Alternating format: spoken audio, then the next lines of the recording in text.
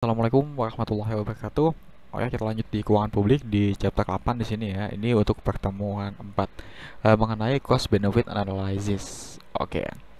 Jadi cost benefit analysis ini itu ya simpelnya itu dia itu merupakan perbandingan antara biaya dan manfaatnya ketika pemerintah itu akan menerapkan suatu kebijakan.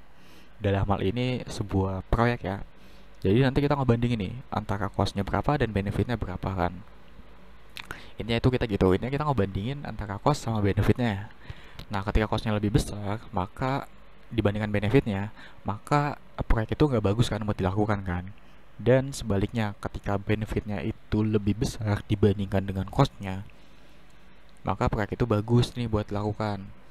Nah, lalu yang dimaksud cost di sini ya, ini ada cost kan ya, ada cost dan benefit, ada dua komponen itu kan. Yang maksudnya cost di sini ini tuh bukan cuma nilai uang aja yang dikeluarkan, tapi ya kalau di dalam konsep ekonomi itu dia itu akan ada yang namanya opportunity cost. Nah, apa sih opportunity cost ini? Jadi opportunity cost ini itu sebuah kesempatan yang ketika dilewatkan itu ya, sebuah kesempatan yang dilewatkan atas sesuatu yang kita pilih, itu cost benefit analysis. Jadi sebuah kesempatan yang kita lewatkan atas sesuatu yang kita pilih. Nah, terus selanjutnya di sini ada komponen benefit ya. Apa sih benefit ini? Ya, jadi benefit ini kan dalam mengukur benefit ini tuh cukup sulit loh.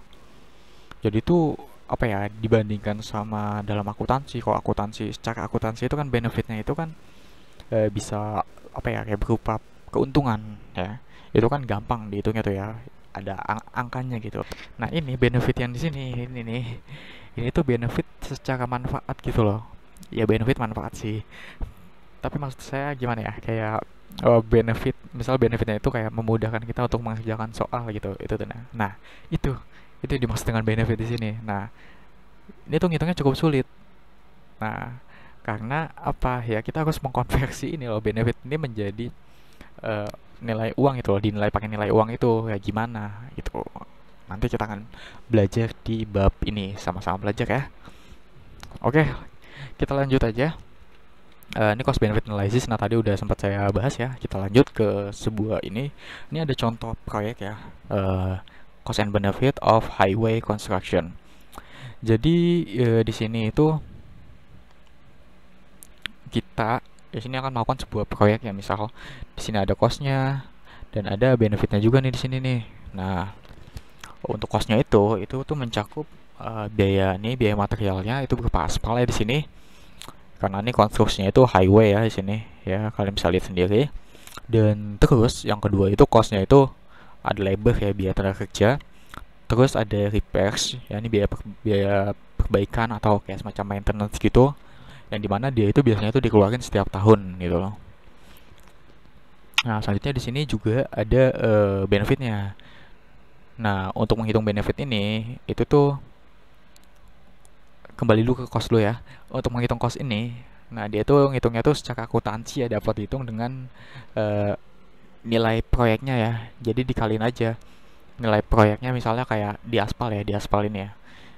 Di aspal itu misalnya kita itu kuantitasnya berapa dikaliin sama harga satuan ya, tiap-tiap jenis input itu berapa. Nah, terus selanjutnya untuk menghitung benefit ini, nah ini yang cukup sulit ini tadi.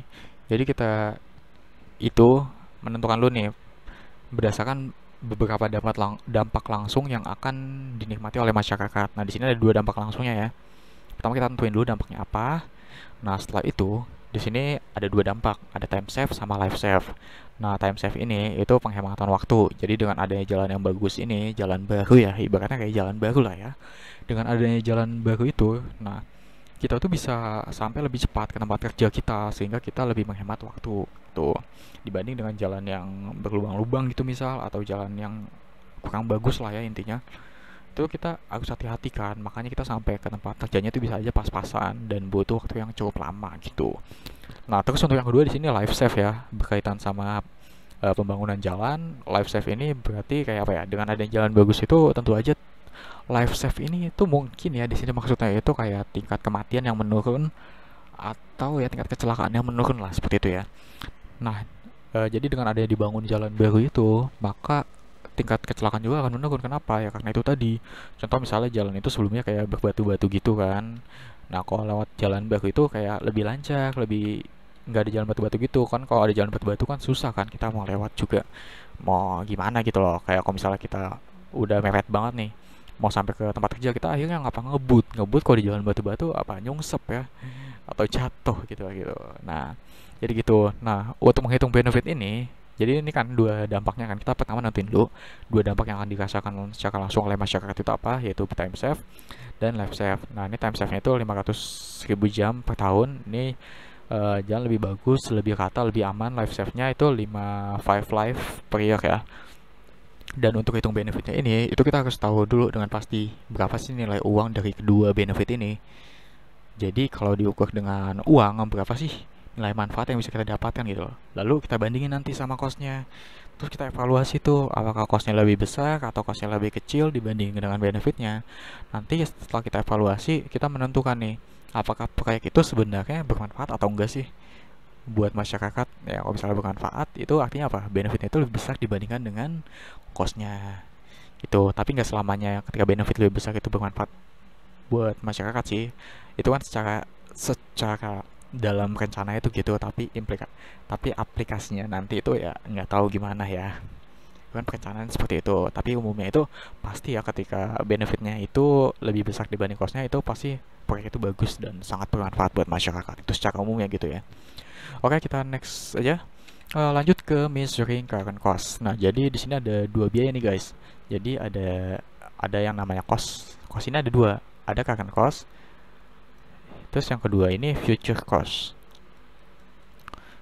Future kan. Future cost. Nah, yang pertama ini current cost. Current cost ini itu kayak tadi guys. Contohnya itu kayak apa ya? Intinya tuh current cost itu biaya yang timbul ketika proyek itu sebelum dilaksanakan lah dan sampai dilaksanakan ya. Itu biaya yang timbul. Jadi current cost itu biaya yang timbul ketika proyek itu lagi dilaksanakan, lagi dibangun. Nah, current cost ini contohnya itu kayak tadi. Tadi itu kan ada apa? Ada namanya aspal sama labor. Nah, aspal dan labor itu merupakan current cost. Nah, kalau future cost ini apa? Nah, future cost ini dia itu biaya yang timbul setelah proyek itu selesai. Contohnya apa? Biaya repair tadi, biaya maintenance. Nah, itu. Oke, selanjutnya di sini measuring current cost. Nah, di sini kita gimana sih cara mengukur sebuah biaya yang dimana di sini current cost ya biayanya. Nah, jadi yang pertama ini auto measure cost. Jadi yang pertama itu kita bisa pakai di sini cash flow accounting ya. Jadi ini merupakan metode akuntansi ya, dimana kita itu ya tinggal itu aja, tinggal menambahkan berapa sih biaya yang terjadi sesuai dengan nilai input yang dibayarkan. Dan nanti pada akhirnya secara akuntansi itu kita bisa hitung nih, seberapa sih nilai cost yang akan kita keluarkan itu. Ya jadi kayak perhitungan akuntansi biasa lah ya. Dan yang kedua, nah ini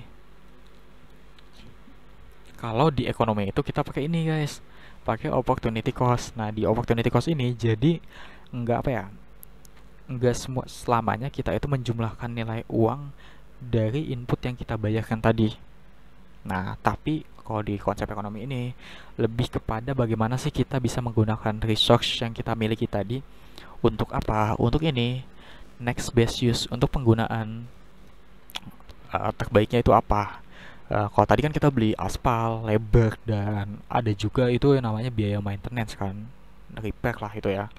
Nah, nanti dengan resource tadi, apa sih sesuatu yang kita lewatkan yang sebenarnya bisa kita dapatkan dengan adanya resource tadi. Nah, di sini secara ekonomi kita hitung dengan konsep yang namanya ini guys, konsep opportunity cost. Jadi berapa sih nilai manfaat yang bisa kita peroleh apabila resource tadi kita gunakan untuk keperluan yang lainnya. Nah, jadi dalam hal ini ya, biaya ekonomi sama akuntansi itu akan sama. Karena gini, karena kalau kita lihat dari sisi opportunity cost-nya ya, nilai resource-nya itu yang bisa kita pakai untuk misalnya ya kayak kita jual lagi, labelnya terus kita pakai yang lain, maintenance-nya itu dipakai untuk keperluan lain dengan harga yang sama. secara akuntansi tadi. Sehingga nilai input yang kita keluarkan itu kita anggap sebagai opportunity cost dari proyek kita gitu. Nah, selanjutnya di sini ada yang namanya imperfect market ya. Nah, jadi tuh kita tadi tuh measuring current cost kan. Jadi kita ngitung biaya yang terjadi current cost itu tuh kalau misalnya kita menghitung aspalnya tadi lah ya. Aspalnya tadi itu ya udah kita hitung secara akuntansi aja. Kayak biasa, jadi kita hitung berapa sih kuantitas yang dibutuhkan dan berapa harga tiap satuannya, tinggal dikaliin aja.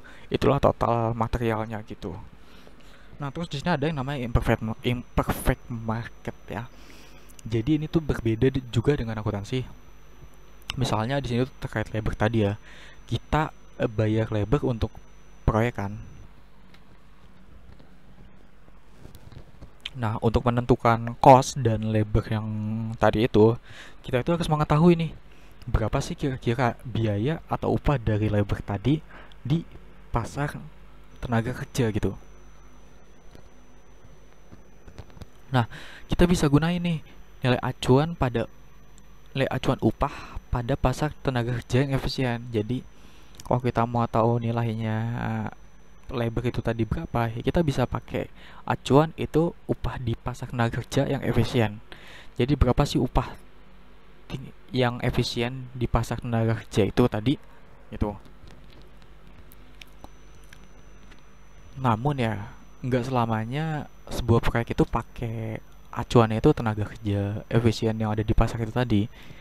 Bisa aja sebuah proyek itu mau membayar labornya dengan harga di atas tingkat upah efisiennya.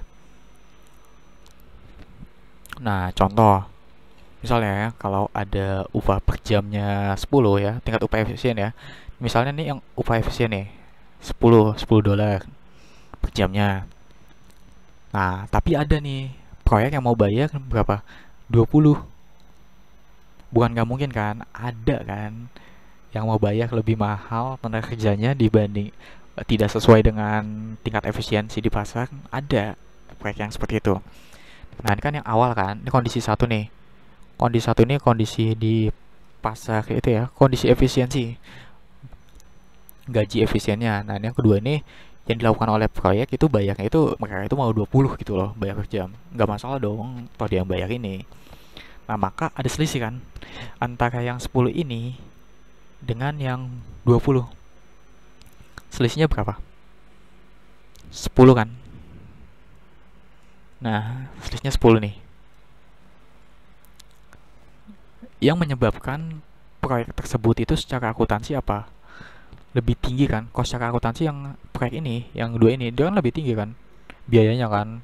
Atau cost-nya kan? Dia lebih tinggi. Nah, ketika kita hitung secara akuntansi, cost secara akuntansi yang kedua ini lebih tinggi kan? Nah, kalau kita hitung pakai konsep ekonomi, ya, nilai labor yang kita gunain adalah sesuai dengan tingkat upah yang efisien tadi, yaitu berapa ini? 10 dolar per jam. Nah, terus sisanya 10 dolar ini apa gitu loh. Loh, tadi kan kita dibayar 20. Kenapa kita hitungnya cuma 10? Nah, itu tadi. Karena kalau secara akuntansi, iya, secara akuntansi kita hitung 20 dolar. Tapi kalau secara ekonomi itu kita hitung ini berdasarkan tingkat efisien di pasar tenaga kerja itu tadi. Itu sebesar 10. Loh, kenapa gitu? Gini, jadi ini kan ada selisihnya kan? Selisihnya 10 kan?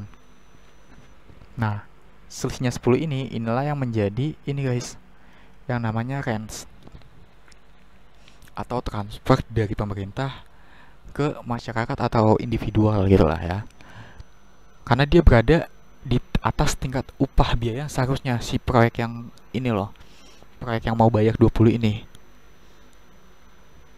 Nah, yang dianggap biaya ekonomi itu ya cuma 10 yang dianggap biaya secara ekonomi itu ya cuma 10 ini. Tapi kalau secara akuntansi tetap 20.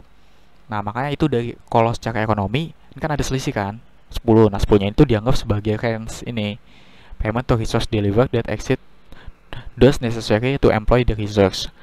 Nah, jadi dia tuh merupakan rent atau transfer dari pemerintah kepada masyarakat atau individual gitu.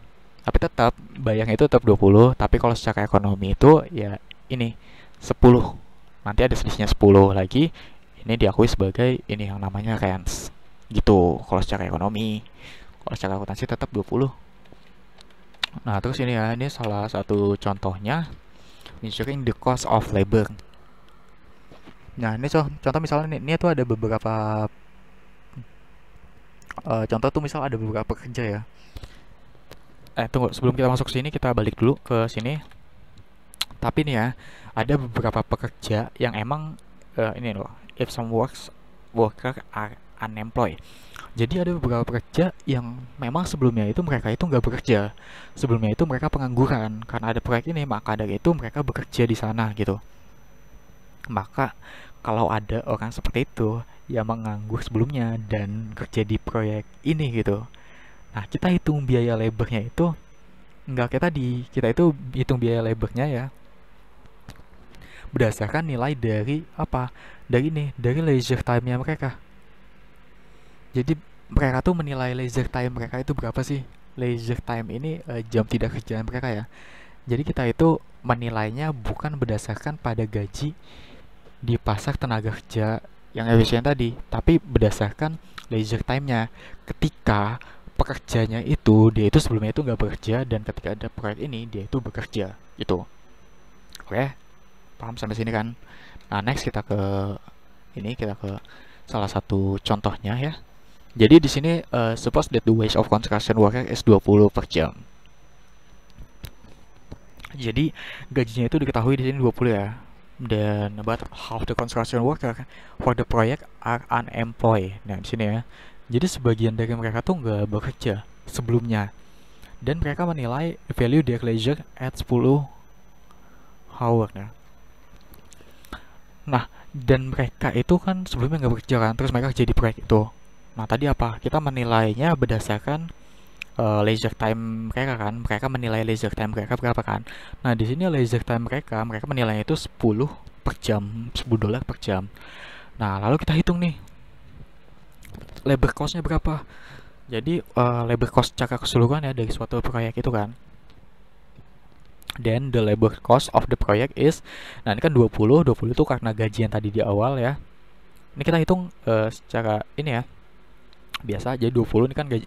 Kita kan gajinya tetap 20 kan, ngegajinya itu tetap 20 kan, dapat gajinya tetap 20 dan dikali sama jam kerjanya itu 500.000 jam, ditambah sama ini yang tadi half itu tadi kan, sebagiannya itu kan juga mereka bekerja tapi ya gitu sebelumnya itu nggak bekerja di sana gitu, sebelumnya itu nggak bekerja, sebelumnya itu unemployed gitu loh, dan leisure time-nya itu 10, maka di sini kita pakai yang 10 nih, di sini dikali sama 500.000 jam juga, maka dari itu di sini hasil akhirnya itu 15 million untuk total biayanya. Karena apa terjadi 15 million ya? Karena ini tadi, karena ada sebagian pekerja yang unemployed sebelumnya, terus mereka kerja di situ. Maka dari itu kita menilainya itu berdasarkan leisure time mereka 10, sehingga hasilnya itu 15 million bukan 20 million. Nah, kalau misalnya kita nilainya sesuai yang dia dapat yaitu 20 di sini, makanya kita ganti 20 kan, maka kita akan dapat 20 million. Maaf. Maka kita akan dapat 20 million untuk labor cost-nya, tapi kenyataannya tuh enggak. Kalau dihitung-hitung karena kita nilai dari leisure time-nya, kita cuma 15 million bukan 20 million. Secara akuntansi itu 20 million sih. Jadi apa kesimpulannya? Ini ada selisih kan? Nah, selisihnya ini dianggap sebagai tadi itu rents. Dianggap sebagai ini. Ini dianggap sebagai rents ini guys. Ya. Selisihnya itu dianggap sebagai rents atau transfer dari masyarakat ke pekerja tadi atau ke individu itu tadi lah ya, yang dapat upah di atas apa yang seharusnya mereka nilai. Jadi di sini tuh ya apa ya, bagi mereka yang sebelumnya nggak bekerja, mereka menilai leisure time mereka itu 10, sementara dapatnya itu tetap 20, jadi dapatnya tetap 20 tetap. Nah, sisanya itu merupakan transfer dari pemerintah ke masyarakat gitu. Oke, jadi kita udah ngitung tadi di awal itu, kita ngitung aspalnya berapa, terus kita measuring the labor cost-nya itu berapa. Dan selanjutnya untuk yang bagian cost, kita itu terakhir menghitung yang namanya feature cost, yaitu biaya maintenance ya. Seperti biaya maintenance, salah satu contohnya biaya maintenance atau biaya repair lah itu ya. Nah, jadi setiap tahun itu akan ada biaya-biaya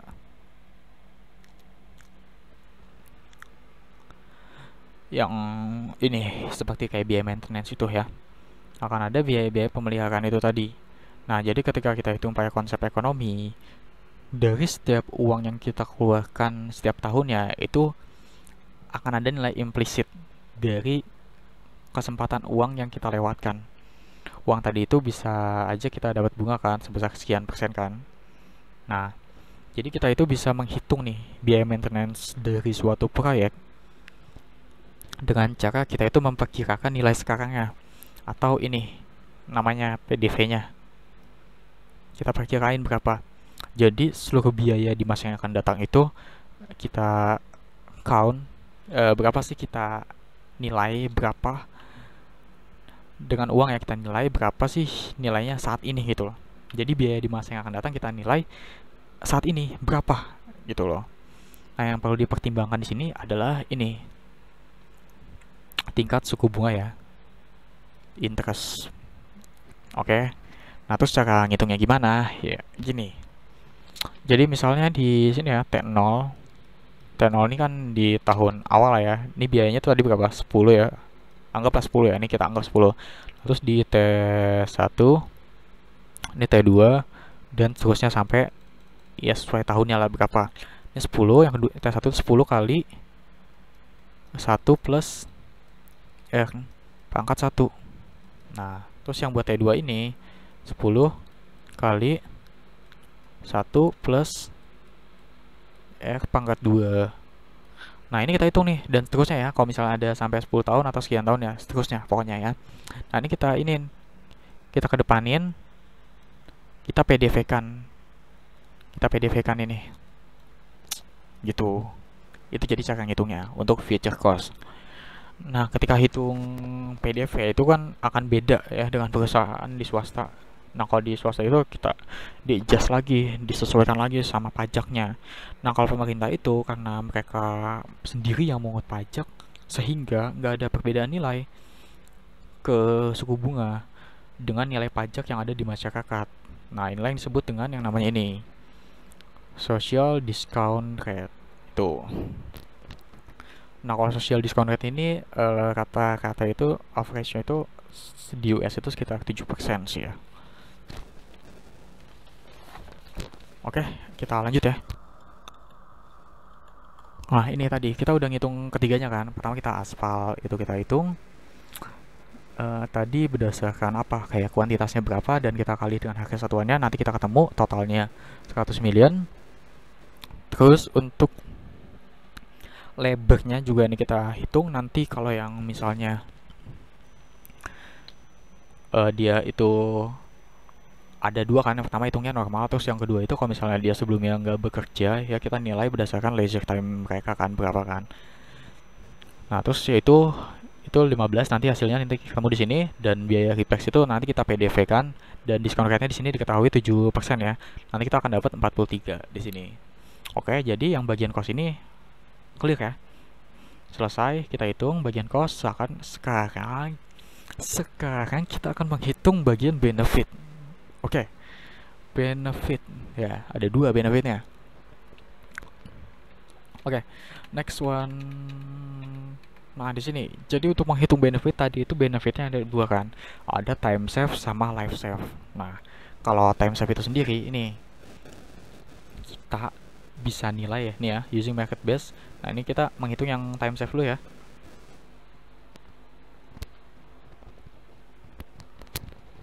Jadi di sini tuh gimana sih cara mengukur nilai dari waktu? Berapa sih nilai manfaat secara moneter dari waktu itu tadi, dari value time? Kan dengan adanya pembangunan jalan itu tadi kita tuh lebih cepat sampai kan, artinya apa ya, time save gitu loh, lebih hemat waktu. Nah, jadi kita itu bisa menghitung nilai moneter dari benefit itu tadi, dari time save itu tadi. Itu ada tiga cara. Yang pertama di sini adalah wage. Jadi kita bisa hitung dari gaji yang didapatkan. Nah, jadi tiap time save itu bisa diukur dengan nilai manfaatnya berdasarkan tingkat gaji per jamnya berapa. Ketika kita hemat 1 jam, nah, maka manfaatnya dengan 1 jam itu tadi, kita bisa dapat uang senilai upah per jam. Gitu. Jadi, saya ulangin ya. Jadi tiap time save ini, nah misalnya kayak kita, kita tuh hemat 1 jam nih. Nah, dengan 1 jam itu tadi manfaatnya, kita bisa dapat uang senilai upah per jam kita kan. Nah, itulah dari benefit yang itu tadi, ya kan, benefitnya itu kan tadi apa, time save kan. Kita nilai, kita uangkan itu berapa sih gitu loh. Nah, pertama itu kita bisa nilai pakai yang namanya gaji, ini kan, wage kan.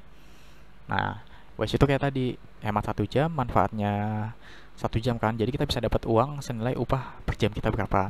Nah, tapi di sini tuh ada some problems gitu loh dalam prakteknya.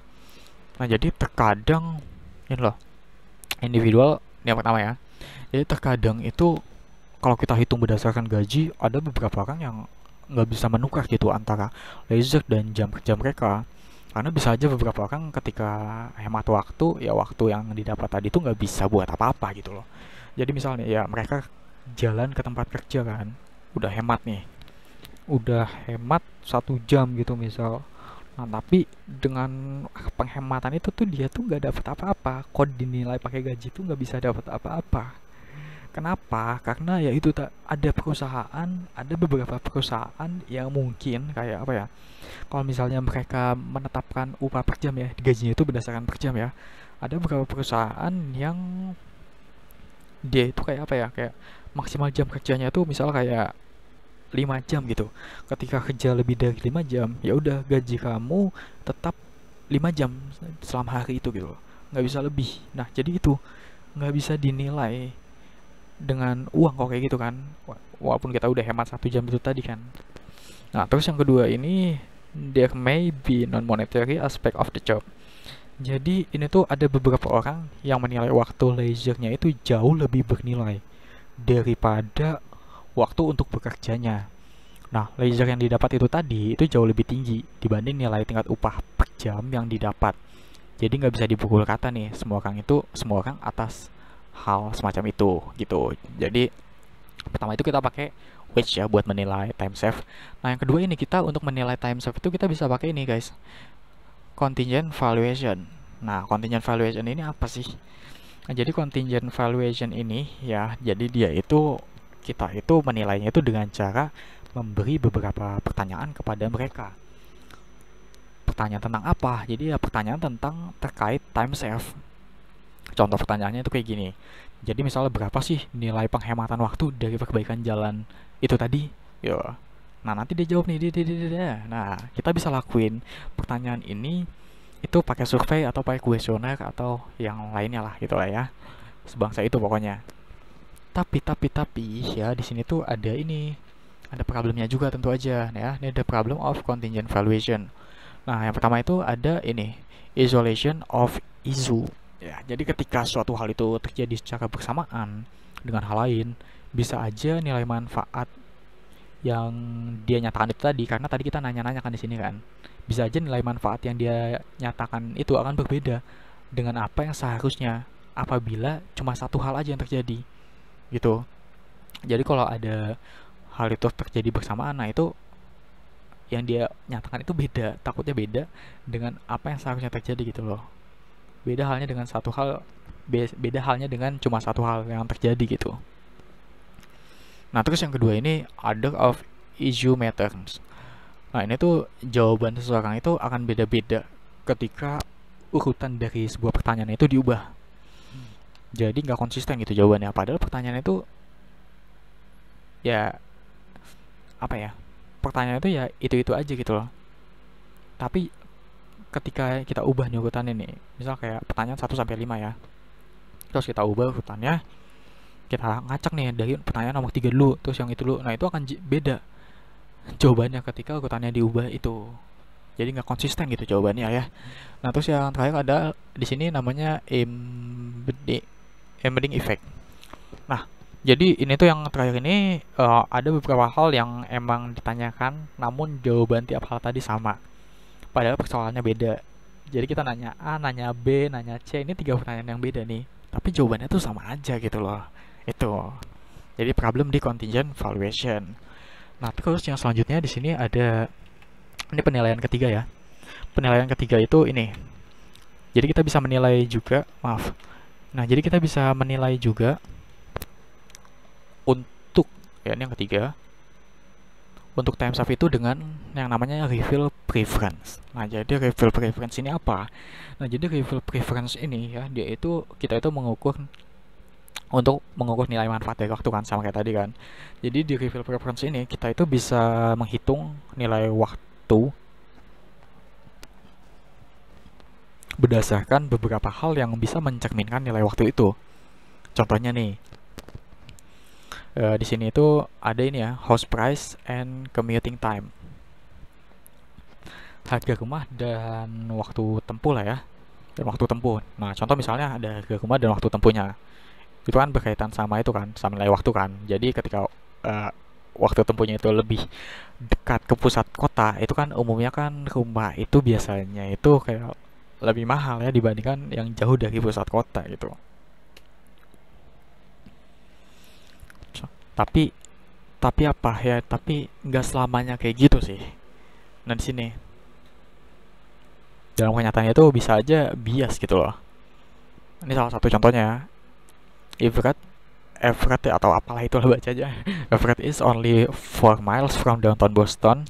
Nah jadi Everett ini cuma 4 miles dari pusat kotanya. Nah sedangkan Lexington ini 11 miles. Jadi seharusnya lebih mahal mana?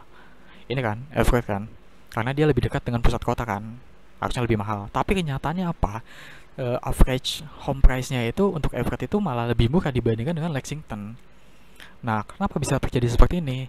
Jadi nggak selamanya yang jauh dari pusat kota itu murah, nggak selamanya gitu. Bisa aja lingkungan yang jauh dari pusat kota itu kayak lebih mumpuni gitu loh, public goods-nya ada, segala macam tersedia gitu loh.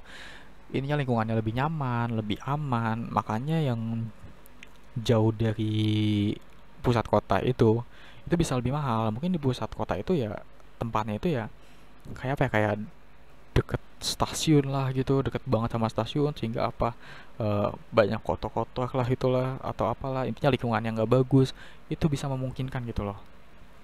Untuk yang dekat dengan pusat kota itu lebih murah, itu bisa memungkinkan karena faktor-faktor itu tadi. Nah, terus selanjutnya di sini one solution to control for house.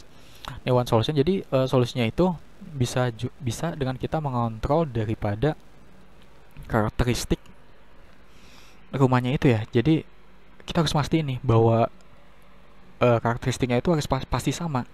Harus sama. Misal kayak tadi kan di Lexington sama Everett kan. Itu tuh kalau mau kita bandingin kayak gitu, itu tuh kita harus pastiin bahwa kondisi lingkungan di Everett itu sama dengan kondisi lingkungan di Lexington.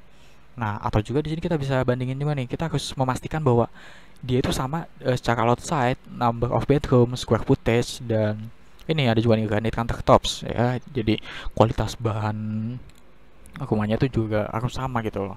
Supaya nggak menimbulkan apa yang tadi namanya bias gitu loh. Supaya nggak bias gitu. Nah, terus selanjutnya di sini ada tadi kan kita udah menilai yang namanya time save kan. Ada tiga. Yang pertama pakai wage, yang kedua contingent valuation, dan yang ketiga itu apa tadi, reveal preference. Kalau wage itu ya kita nilai berdasarkan gajinya kan, nilai gaji per jamnya kan. Terus contingent valuation itu kita nanya-nanya ke mereka ya atas terkait time save. Terus yang ketiga itu reveal preference, itu membandingkan ya terkait. Jadi di reveal preference itu tadi itu kita itu menghitung nilai waktu. Nah, time save itu tadi berdasarkan beberapa hal yang memang mencerminkan nilai waktu itu sendiri. Nah, terus yang terakhir di sini kita benefit yang kedua itu save life ya. Kita menilai yang namanya save life. Nah, ini juga ada tiga sih. Ada tiga ya. Jadi kita itu di sini menilai nyawa dari yang bisa diselamatkan itu. Nyawa yang bisa diselamatkan itu berapa secara uang gitu loh. Atau tingkat kecelakaan yang bisa dihindari itu berapa sih secara uang gitu.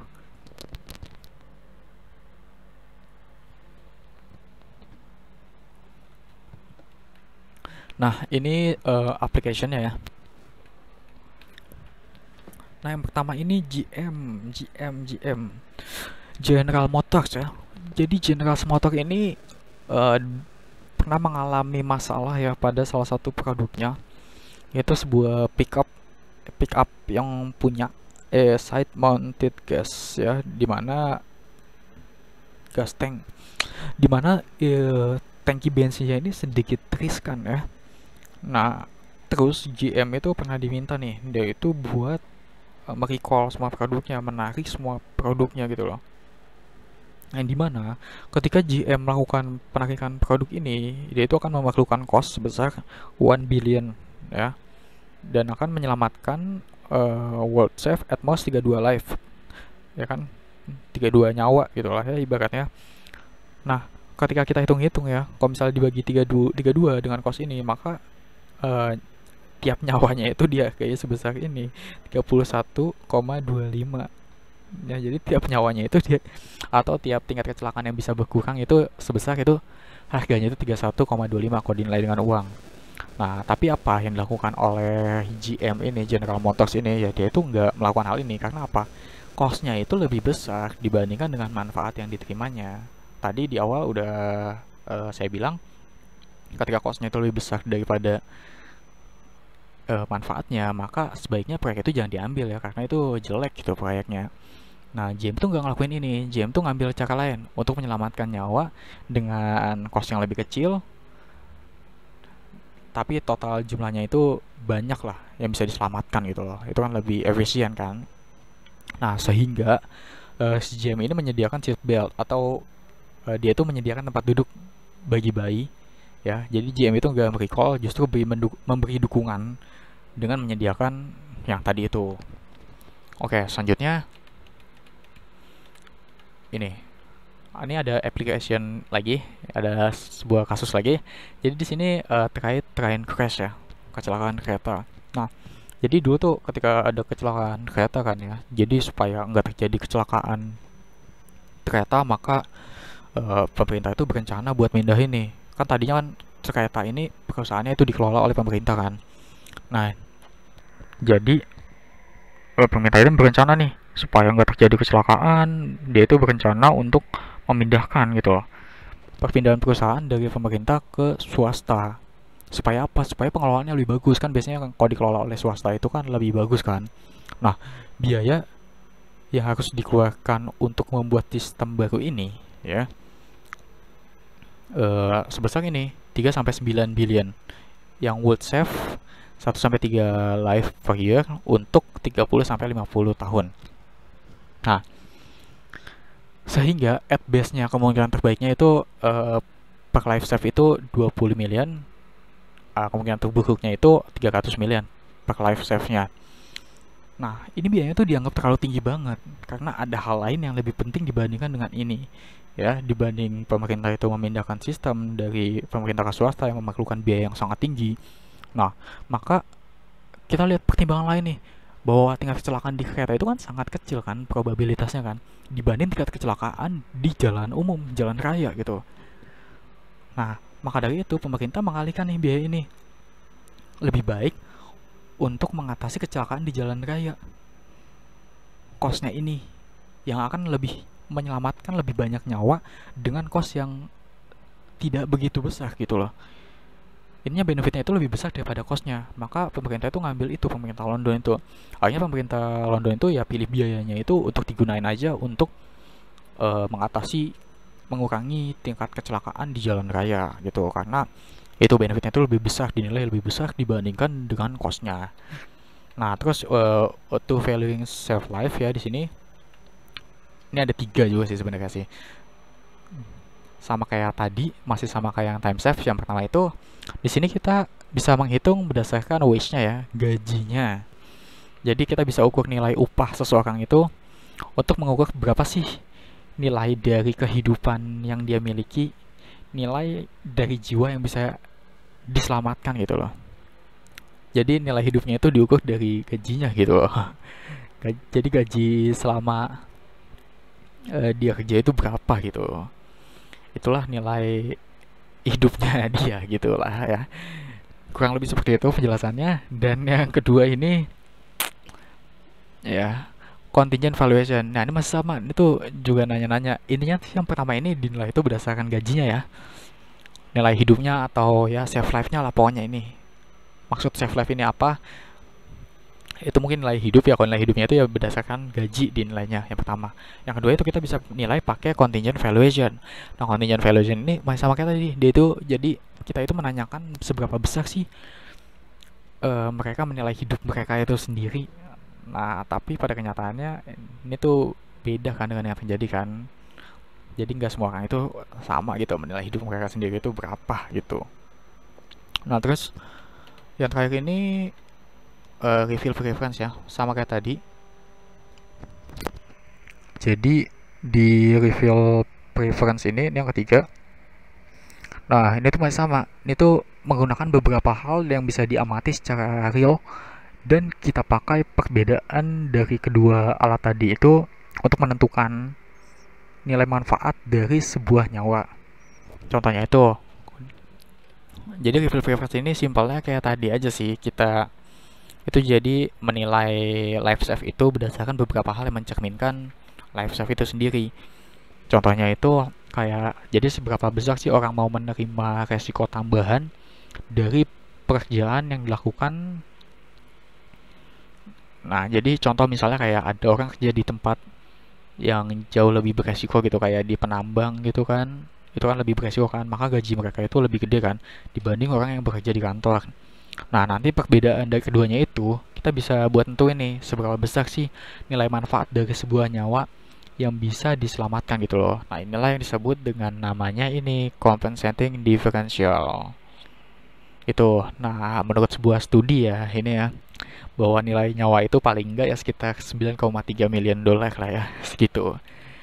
Nah ini government reveal preference. Nah ini tuh regulasi-regulasi, aturan-aturan yang kebijakan yang pernah dibuat oleh pemerintah. Ini tahunnya, dan ini agensinya atau instansinya yang mengadakan ini cost per life-nya itu berapa. Ya bisa dilihat sendiri di sini. Dan kita next aja langsung ke discounting feature benefit. Nah discounting feature benefit ini, jadi ketika kita hitung benefit itu dari jiwa yang bisa diselamatkan, kita juga harus melakukan yang namanya discounting. Ya, kita harus melakukan yang namanya discounting ini, menentukan nilai sekarang dari manfaat yang akan diterima di masa yang akan datang. Nah, discounting ini sebenarnya susah sih buat dihitung discount rate-nya itu berapa. Dari sisi cost itu sendiri ya, dan sisi cost itu sendiri bisa pakai nilai suku bunga pasar sebenarnya. Nah, di sini jadi bisa jadi itu beberapa proyek itu memiliki manfaat yang sangat panjang gitu loh. Contohnya itu ini reducing global warming ya. Jadi beberapa proyek itu mungkin manfaatnya itu sangat panjang sehingga susah untuk dilakukan perhitungan itu seperti apa. Contohnya itu global warming ini kan. Nah global warming ini mungkin manfaatnya itu lebih dari puluhan tahun, mungkin ratusan tahun gitu lah, reducing global warming gitu. Oke. Nah, selanjutnya ini cost effectiveness analysis. Nah, jadi ini selain cost benefit itu ada ini juga nih. Ada metode lain. Jadi ini tuh ya, ini tuh dibandingkan aja sih, dibandingkan beberapa proyek itu berdasarkan nilai biaya yang terjadinya berapa. Nah, ini putting all together. Jadi tadi kita udah ngitung aspal tuh, kita kaliin aja kuantitasnya berapa dengan satuannya berapa. Nah, kalau labor ini ada dua kan. Yang pertama itu normal, yang kedua itu ketika dia apa sih namanya, ketika dia labor itu nggak bekerja sebelumnya, maka kita nilai berdasarkan leisure time mereka. Nah yang ketiga ini repairs ini dengan PDV ya, jadi kita nilai ininya berdasarkan kita menilai biaya yang akan datang itu nilainya sekarang gitu loh, berapa sih nilainya sekarang untuk biaya yang akan datang nanti. Nah terus kalau benefitnya ada dua, time save sama life save, ini sama ngitungnya bisa pakai gaji atau pakai contingent valuation atau bisa pakai reveal preference dengan membandingkan gitu. Oke, ya untuk perhitungannya ini udah selesai lah ya, aman kan sampai sini kan? Oke, nah nanti hasil akhirnya kalau misalnya costnya itu lebih besar dibanding benefitnya, maka proyek itu jelek ya.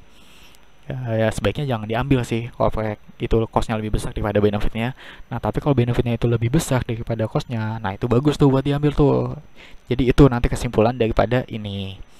Nah, next, nah ini ada isu ya, ini sedikit isu dari cost benefit analysis ya. Jadi yang pertama itu common counting mistakes. Jadi ada kesalahan perhitungan nih. Nah, jadi itu supaya nggak terjadi kayak gini, kita itu perlu nih menentukan mana sih perhitungan yang lebih tepat gitu loh. Entah kita pakai gaji atau kita pakai contingent valuation atau yang perhitungan lainnya lah ya. Nah, terus di sini juga riskan banget terjadi yang namanya double counting benefit. Nah, double counting benefit ini jadi kita ngitung benefitnya itu 2 kali. Lah kok jelek gitu ngitung benefit 2 kali? Ya jelek. Kenapa? Nanti kalau misalnya kita ngitung benefitnya double atau triple atau apalah itu ya, ini ya lebih dari 1 kali kita ngitung benefitnya, nanti ya itu yang terjadi malah benefit kita itu lebih besar secara perhitungan kita, secara perencanaan kita. Padahal aktualnya itu yang terjadi itu ya bahwa benefitnya itu lebih kecil dan proyek itu tidak layak untuk kita ambil gitu loh. Nanti takutnya terjadinya seperti itu, justru malah merugikan buat pemerintahnya itu sendiri ketika ngambil proyek yang direncanakan itu double counting gitu, double counting benefitnya gitu. Nah, terus selanjutnya ini yang pertama ya, ada isunya. Terus isu yang kedua di sini ada distributional concern. Nah, distributional concern ini jadi tiap orang itu mereka tuh punya karakteristik yang beda-beda. Nilai satu orang dengan yang lainnya itu beda. Jadi nyawa itu beda-beda nilainya gitu. Nah, terus yang ketiga ini ada uncertainty. Uncertainty ini ketidakpastian ya, ketidakpastian karena beberapa hal pengukuran dalam cost benefit itu beda-beda. Satuan biayanya juga gitu loh. Dalam hal satuan biayanya itu beda-beda. Makanya muncul isu yang namanya ketidakpastian. Jadi conclusionnya itu intinya ngebandingin aja sih, ngebandingin antara cost sama benefitnya. Ketika costnya lebih besar daripada benefitnya, itu tuh proyek itu ya sebaiknya tidak untuk dilakukan. Kecuali sebaliknya, ketika benefitnya lebih besar daripada costnya, nah proyek itu bagus tuh buat dilakukan karena akan memberi dampak yang sangat positif bagi masyarakat sekitar, bagi semuanya lah gitu ya.